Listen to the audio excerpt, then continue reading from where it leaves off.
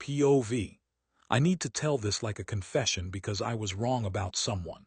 I thought it was just strange until I found out why a daughter found the apology her dad never read to his father. At first, it did not feel like a huge story.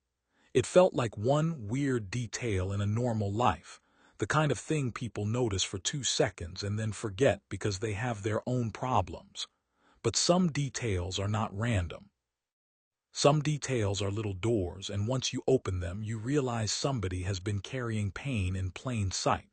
It started as one of those details everybody notices and nobody wants to ask about. People would whisper, make guesses, then move on because asking the real question felt too personal. That is why this hit so hard. Nobody was trying to make a scene. Nobody was trying to go viral. The sadness was quiet, which almost made it worse. Loud sadness asks for help.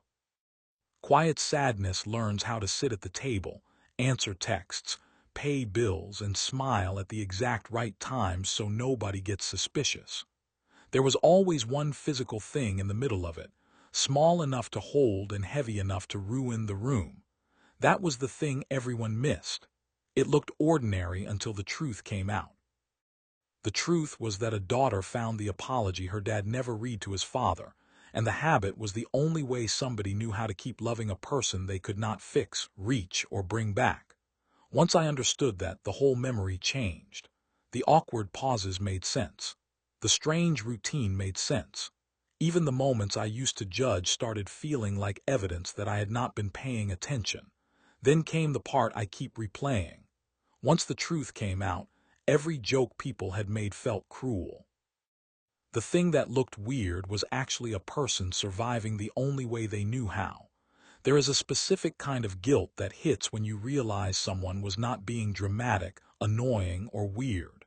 They were surviving.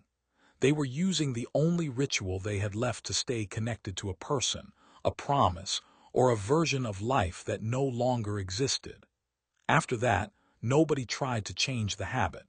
They protected it. Sometimes the kindest thing you can do is stop asking someone to grieve in a way that looks normal, and that is why I keep thinking about it.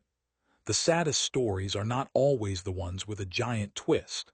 Sometimes they are the ones where a normal object turns into a memorial, a routine turns into an apology, and one person finally sees what another person has been trying not to say.